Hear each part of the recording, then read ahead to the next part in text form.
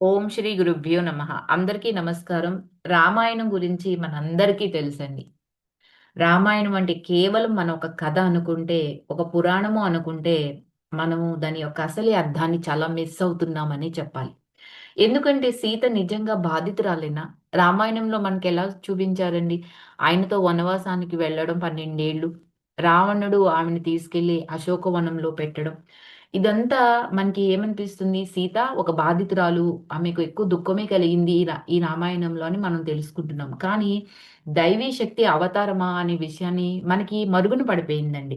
రామాయణం చదివితే భక్తి వస్తుంది. అర్థం చేసుకుంటే మాత్రం జీవితమే మారిపోతుంది. ఆ రామాయణంలో మనము ఇప్పటివరకు వినని ఒక సీత కథ ఉంది.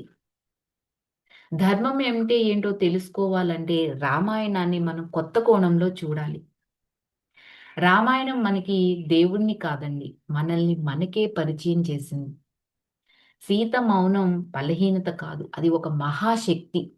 ఆ విషయాన్ని సీతాయనంలో మనకి డీనా మెరియం గారు చాలా చక్కగా, కొత్తగా ఒక అర్థాన్ని, దాని యొక్క పరమార్థాన్ని మనకి వినిపించారండి. సీత కథ మనం ఏమీ వినంది కాదు. కొత్తేమీ కాదు. రామాయణంలో ఆవిడ పాత్ర గురించి మనకి ప్రతీదీ తెలుసు. కానీ ఇది సీతాయనం. ఈ సీతాయనంలో మనం ఇప్పుడు డీనా మెరియం గారు ఆవిడ ఎందుకు రాసింది? ఎలా రాసింది? ఆవిడకి ఈ యొక్క సీతాయనం రాయటానికి ఎవరి యొక్క ప్రోత్సాహం అందింది? ఈ విషయాలని మనం తెలుసుకుందామండి. ఎందుకంటే ఆమె కలలో సీతారాముల యొక్క దర్శనం చేసుకుంటుంది. వారు ఏదైతే ప్రేమని ఈ భూమి మీదకి అందించారో, ఆ ప్రేమను కూడా ఆమె ఫీల్ అవుతుంది. మరి అలాంటి ఆమె ఈ యొక్క సీతాయనం రాయటానికి అసలు ముఖ్యమైన కారణం ఏమిటి? అది మనం తెలుసుకుందామండి. ఈ సీతాయనమే రామాయణాన్ని మళ్ళీ చెప్పే కథ అని మాత్రం అనుకోవద్దు. అది అదే, ఇది ఇదే. అక్కడ రాముడు దేవుడు అయితే ఇక్కడ సీతమ్మే ఒక దైవిక శక్తి. అది మనకి ఇది ఒక ఆధ్యాత్మిక గ్రంథం అన్నమాట. ఇక్కడ మనకి సీతాయనంలో ఒక కొత్త కోణంలో మనకి ఇక్కడ వివరించడం అనేది జరుగుతుందండి. డీనా మెరియం గారు ఏం చెప్తున్నారంటే, ఆమె యవ్వనమంతా శ్రీరామచంద్రుడు, సీతామాతల భక్తురాలిగానే ఉందంటండి ఆ యుగంలో. అయితే ఈ పుస్తకం ఎప్పుడైతే వ్రాయటం ప్రారంభించిందో అప్పటి నుండి ఈమె వారితో వ్యక్తిగత బంధాన్ని అనుభూతి చెందసాగిందంట. వారు ఈమెకి సజీవ నిర్దేశకులుగా మారారండి ఆ సీతారాములు. ఈమె వారి ఉనికిలో ఓలలాడుతూ, మూసిన కళ్ళు వెనుక వారిని చూస్తూ, వింటూ, ఈమె వింటున్నది చక్కగా నమోదు చేసుకుంటూ, ఆ పదాలపై గాఢంగా ప్రతిబింబిస్తూ, వారితో మాట్లాడుతూ, ఈమె హృదయంలోకి వెల్లడి ఏదైతే వారు వెల్లడి చేశారో, దానిని ఈమె యొక్క మేధస్సుతో అవగాహన చేసుకోవటానికి ఈమె ప్రయత్నించేది.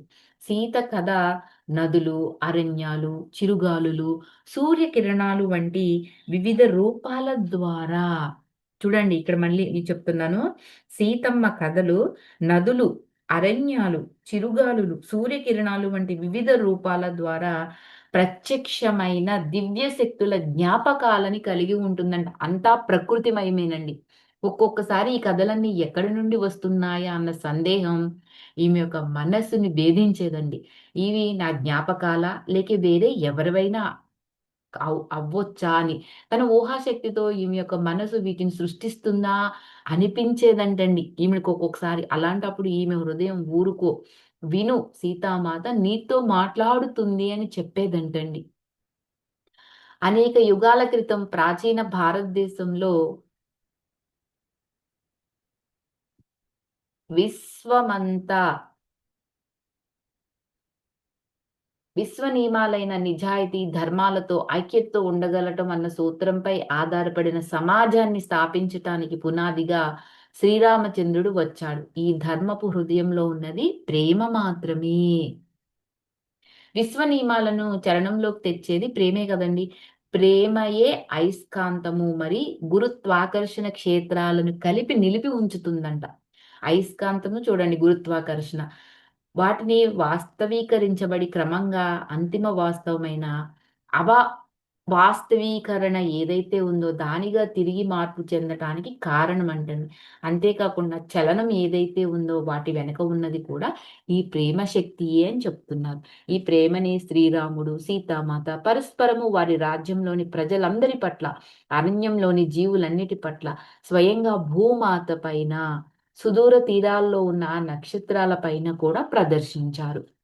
వారు ఉద్వేగాలు లేదా స్వీయ ఆసక్తులపై ఆధారపడని కోరిక లేదా స్వంతం చేసుకోవాలన్న ఆకాంక్ష కూడా లేకుండానండి, అందరూ శ్రేయస్సు కోసం, అన్నింటి శ్రేయస్సు కోసం ఉన్నతమైన, అరుదైన ఆ దివ్య ప్రేమను భూమి పైన సాధ్యమే అని, మానవాళి గుర్తించటానికి వీలుగా దానిని ప్రదర్శించి చూపారంటండి. మనం ఆ ప్రేమ తత్వాన్ని తెలుసుకోవాలి. ధర్మం యొక్క నిజమైన సారాన్ని మన ప్రకృతిలో ముద్రించబడిన ప్రేమను మేల్కొల్పడం ద్వారా మనం మానవ జాతి కోసం ఎదురు చూస్తున్న ఉన్నత సంభావ్యతలను గుర్తించగలమంటండి. 2015, 2016 సంవత్సరంలో డీనా మెరియం గారు 2 యాత్రలకు వెళ్లారంటండి. ఆ తర్వాత కొన్ని నెలలకు ఈమె యొక్క ధ్యాన సాధనలో జ్ఞానాలు వెలికి వచ్చి, దృశ్యాలు కనబడి, సంభాషణలు వినబడ్డాయంట. ఈమె నా గత దర్శనాల్లో మునిగిపోయి వాటిలోని ముఖ్యమైన సందేశాలను నేను నమోదు చేసుకోలేకపోయాను అని చెప్తున్నారు. ఈ కథలు వ్రాయడం అనేది ఆమె యొక్క లోపల వర్ణనాతీతమైన అనుభూతిని మిగిల్చింది. ఇది సీతామాత, శ్రీరామచంద్రుల యొక్క సజీవ ఉనికిని ఆమెకు అందించిందంటండి. ఆ అనుభూతి మీకు కూడా సాధ్యమేనన్న ఆశతో ఈ కథలను నేను మీతో పంచుకుంటున్నాను అని దీనా మెరియం గారు చెప్తున్నారు. జై శ్రీరామ్, జై సీతారాం, జై మాత. ఈమె అండి దీనా మెరియం గారు ఆహ్, ద సత్సంగ ఫౌండేషన్ కూడా ఈమె సందర్శిస్తారండి. ఈమె ధ్యానం చేసేది. ఈమె సాధనలు చేసేది. క్రియాయోగ సాధకురాలు. 45 సంవత్సరాలకు పైగా పరమహంస యోగానంద గారి భక్తురాలండి ఈమె. వేదాలను కూడా అభ్యసించారు. డీనా మెరియం గారేమి పాశ్చాత్య దేశరాలే అవ్వచ్చు కానీ, ఆమె మన మన యొక్క సనాతన ధర్మాన్నంతా ఆమె అవపోషణ చేసేసారండి ఈవిడ. అలాంటి ఆవిడకి మరి ఇలాంటి అనుభవాలు రావటంలో ఆశ్చర్యం పోవాల్సిన అవసరమైతే ఏమీ లేదు.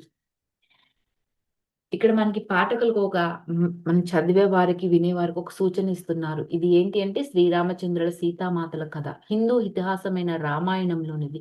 దీని సనాతన మూలకర్త ఎవరంటే వాల్మీకి. ఇప్పుడు లభిస్తున్న వాల్మీకి రామాయణం నూతన గ్రంథాన్ని వేరే రచయిత అందించారండి అని పండితులు భావిస్తున్నారు.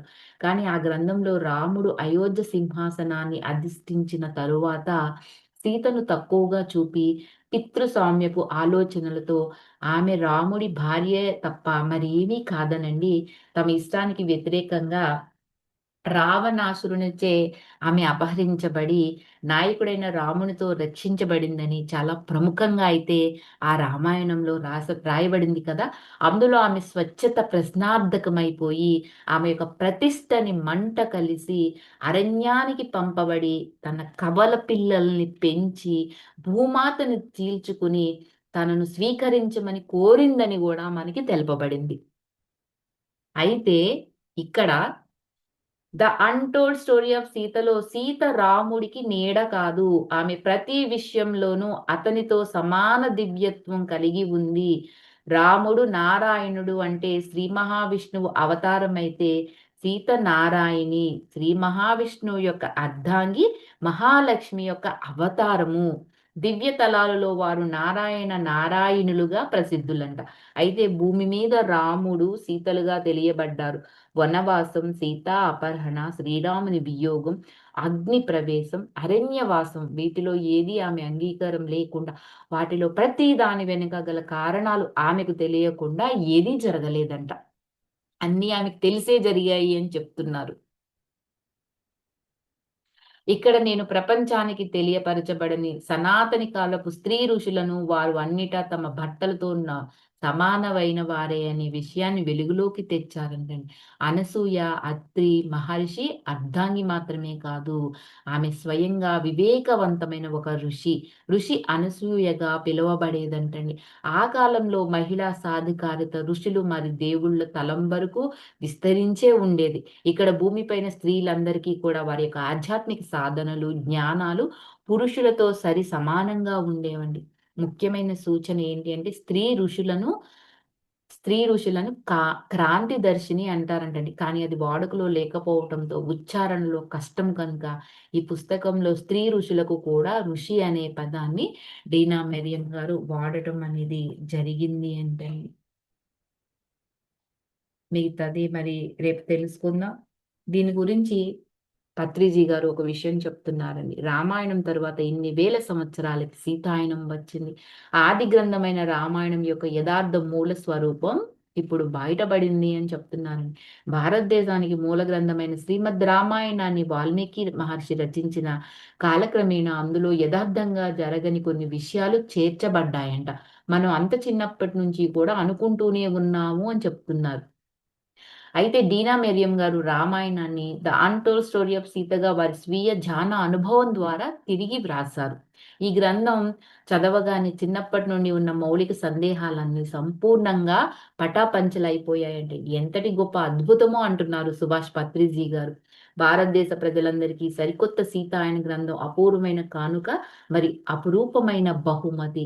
ఈ ఇంగ్లీషు గ్రంథరాజాన్ని తెలుగులోకి అనువదించిన ద గ్రేట్ పిరమిడ్ మాస్టర్ బ్రహ్మ విద్వరిష్ట స్వర్ణలత గారికి మన యొక్క తెలుగు ప్రజలంతా ఎంతైనా రుణపడి ఉండాలి. మన మానవుడి ఇంట్లో ప్రత్యేకంగా ప్రతి భారతీయుడి ఇంట్లో తప్పక ఉండవలసిన అద్భుతమైన గ్రంథం అన్‌టోల్డ్ స్టోరీ ఆఫ్ సీతాయనం. ప్రతి తెలుగువారి ఇంట్లో తప్పక ఉండవలసిన అద్భుతమైన గ్రంథరాజం సీతాయనం. డీనా మేడం గారి పాదపద్మాలకి పిఎస్ఎం యొక్క సహస్ర ప్రణామాలు తెలియజేస్తున్నారని. ముఖ్యంగా ఈ పుస్తకాన్ని ప్రచురించడానికి ముందుకు వచ్చిన పిఎస్ఎం మీడియా లిమిటెడ్ వారికి తెలుగు ప్రజలందరి తరపున విశేష కృతజ్ఞతలు కూడా తెలియజేస్తున్నారు. ప్రజలందరూ ధ్యాన అహింసాదులతోనూ మరి ప్రకృతి మాతతో అనుసంధానంతోనూ కూడి సర్వ సముద్ర సర్వ సము సమృద్ధ సుఖశాంతులతో వర్ధిల్లుదురుగాక అని శ్రీ సీతారాముల యొక్క సందేశ అమృతాన్ని సంపూర్ణంగా అందరూ గ్రోలెదురుగాక అని సుభాష్ పత్రిజీ గారు తెలియజేస్తున్నారండి. మరి ఈ యొక్క పుస్తకం మీద మీ యొక్క అభిప్రాయాలు తెలియజేయండి. Thank you for watching. Like చేయండి, షేర్ చేయండి, మీ అభిప్రాయాలను తెలియజేయండి.